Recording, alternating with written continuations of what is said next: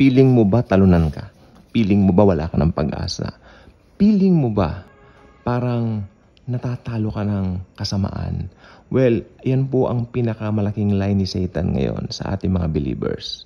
Una, ipapamukha niya sa atin na maliliit tayong mga believers. Ipapamukha ni Satan sa atin na wala tayong katuturan, na tayo ay panggulo lang sa lipunan. Actually, alam po ninyo, may isa pong teacher na nagsabi na yung mga born again, sabi niya gano'n, parang panira lang yan sa kaunlaran, parang gano'n. And it's so sad na yan ang kanilang tingin sa atin. Pero ito pong gusto kong sabihin, huwag tayong magpapadala. Maging mabuti pa rin po tayong patotoo sapagkat sinasabi po ng unang 1:4:4, 1 John 4:4, greater is He who resides in us than he who resides in the world. I can't believe at 10:35 gumagawa pa rin ako ng vlog. Hindi kasi ako makatulog pa. So, medyo lumalamig naman po ang panahon. Then, naisip ko nga po na, alam po ba ninyo ang diablo ay talunan na. Loser na yan eh. Doon pa lang po sa cross ni Jesus.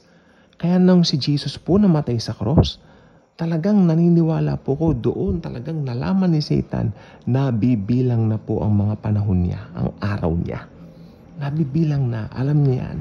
Nagtagumpay si Jesus sa cross nang mamatay siya roon. Amen? At lalong ipinakita niya yung resibo ng tagumpay na yan after 3 days when He rose from the grave, from the dead.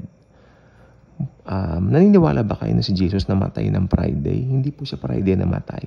Jesus died on a Wednesday, then He rose on a Sunday.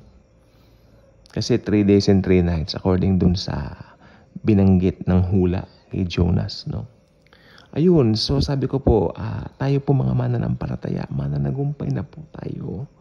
We are more than conquerors, kumbaga kung tutusin. Pero sometimes, syempre, ang diablo, patuloy niyang lilinlahin tayo sa isip. Hindi naman po makakapasok ang diablo sa puso ng born again Christian. Dahil sa ating po mga Kristiyano, ang nananahan sa ating mga puso ay ang Panginoong Kristo na po. Opo, may mga pinagdadaanan tayo. Minsan nadadown tayo.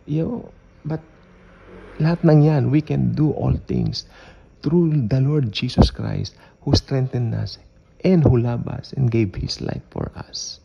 So, yun lang po and good night. Thank you.